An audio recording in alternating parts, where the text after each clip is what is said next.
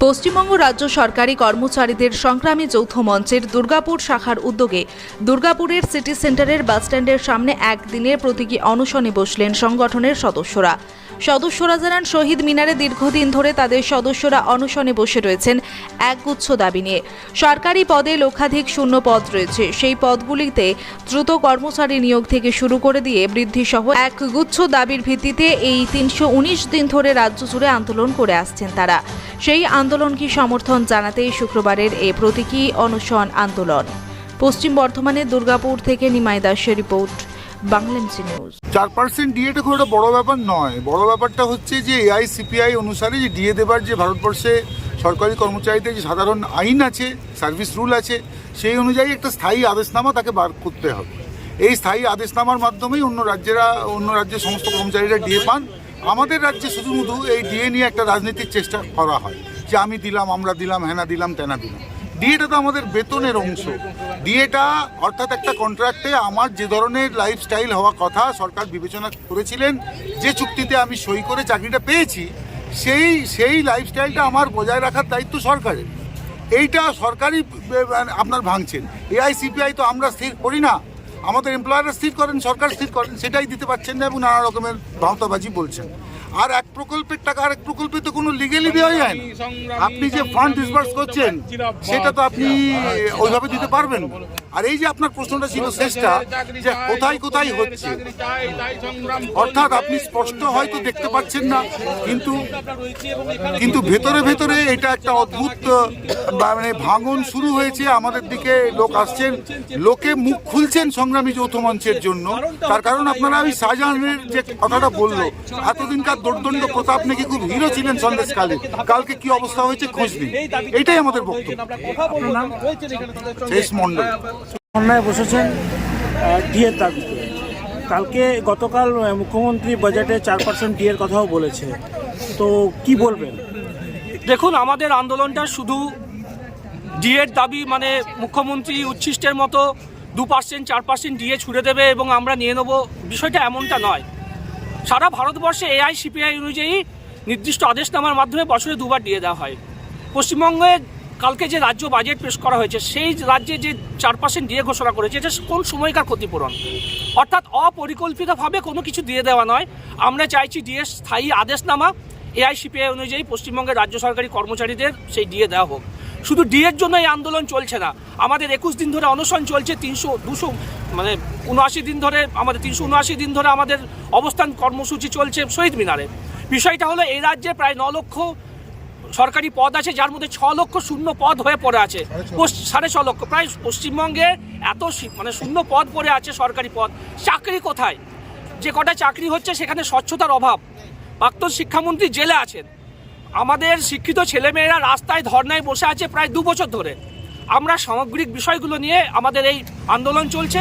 আমরা দেখছি যে অস্থায়ী কর্মচারীরা, তাদেরকে কৃতদাসের মতো খাটানো হয়, তাদের সঠিক বেতন পরিকাঠামো নয়। আমরা চাইছি তাদের যোগ্যতার নিরিখে স্থায়ীকরণ করা হোক।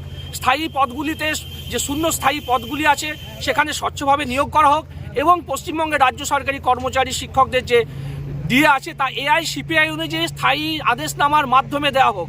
ফলে এই অপরিকল্পিত ডিএ উচ্ছিষ্টের মতো ছুড়ে দেওয়াকে আমরা ধিক্কার জানাচ্ছি এবং আমরা এখানে অনশন করছি। শুধু দুর্গাপুরে এই সিটি সেন্টারে নয়, সারা পশ্চিমবঙ্গে এই অনশন কর্মসূচি হচ্ছে।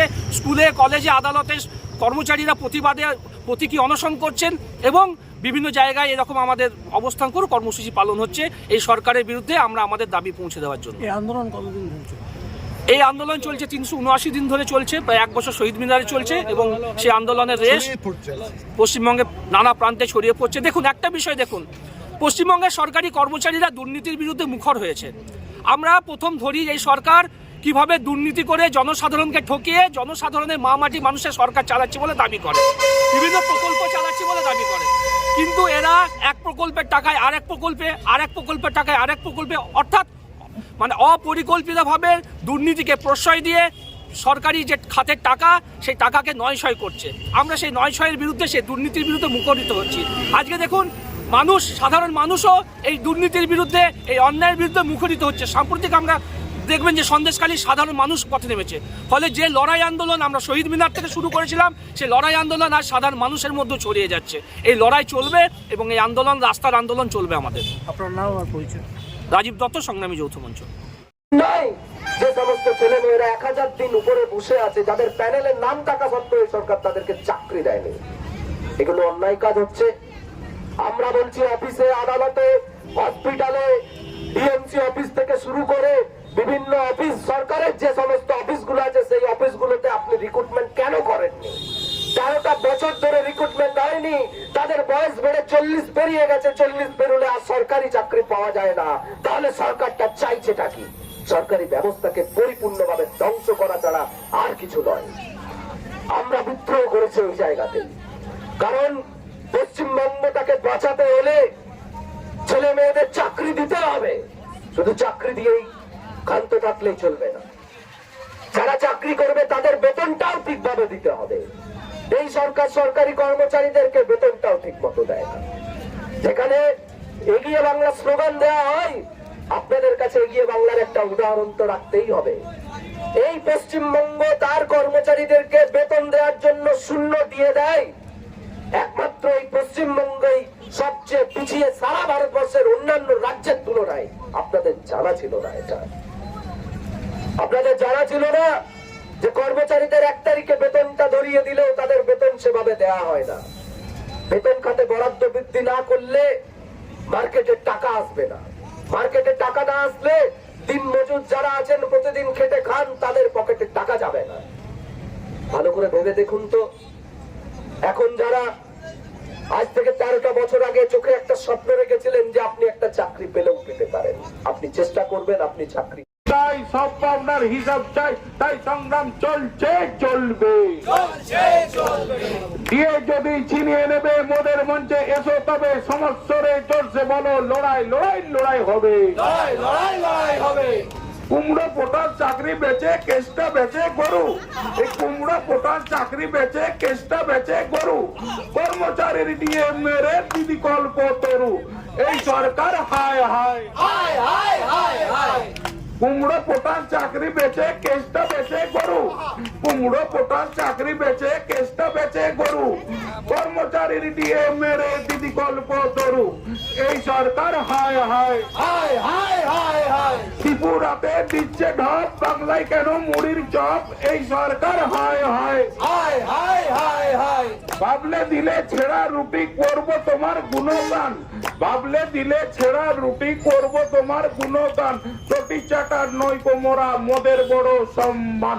এই সরকার হায় হায় হায় হায় হায় হায়। জোট বাঁধো, তৈরি হও, কায়েম করতে অধিকার, তাতে যদি ভরে ভরুক স্বৈরাচারীর কারাগার। এই সরকার হায় হায় হায় হায় হায়। এই স্লোগানে দিচ্ছি তাই, স্থায়ী পদে স্থায়ী চাকুরি আমার হকের দিয়ে চাই। মুখ্যমন্ত্রী, ধর্ণামন্ত্রী, এবার তোমার জবাব চাই। হকের ধর্ণা যদি তোমার, আমার হকের নই বা কেন? 1টা বছর পার হয়েছে, চলছে দেখো অনশন। মুখ্যমন্ত্রী, ধর্ণামন্ত্রী, এবার তোমার জবাব চাই।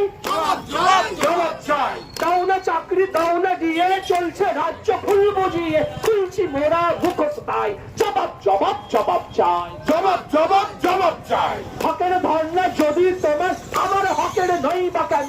1টা বছর পার হয়েছে, দাও না চাকরি, দাও না দিয়ে, চলছে রাজ্য ভুল বুঝিয়ে, খুলছি মোরা মুখোশতাই। জবাব জবাব জবাব চাই। দীক্ষা খেলে ভিন রাজ্যে যাচ্ছে দেখো এই রাজ্যের দামাল ছেলে। মুখ্যমন্ত্রী, ধর্ণামন্ত্রী, হায় হায় হায় হায় হায় হায় হায় হায়। দাও না চাকরি, দাও না দিয়ে, চলছে রাজ্য ভুল বুঝি বা কেন? 1টা বছর পার হয়েছে, চলছে দেখো অনশন। দাও না চাকরি, দাও না দিয়ে, চলছে রাজ্য ভুল বুঝিয়ে, খুলছি মোরা মুখোশতাই। জবাব জবাব জবাব চাই, জবাব জবাব জবাব চাই। মাকে খেলে মাটি, মুখ্যমন্ত্রী, ধর্ণামন্ত্রী, হায় হায় হায় হায় হায় হায় হায়। শিক্ষিতদের রাজ্যে যাচ্ছে দেখো এই রাজ্যের দামাল ছেলে। মুখ্যমন্ত্রী, ধর্ণামন্ত্রী, চাইছি শিক্ষিতদের কাঁদিয়ে তুমি রাজ্যটাকে চিবিয়ে খেলে। জিনাবাদ জিনাবাদ, সংগ্রামে করলে তুমি ছাড়খাড়, তোমার হাতে বাংলা বিলাম করলে তুমি ছাড়খার, কর্মচারীর পিঠে চুরি শিক্ষিতরা খাচ্ছে মার।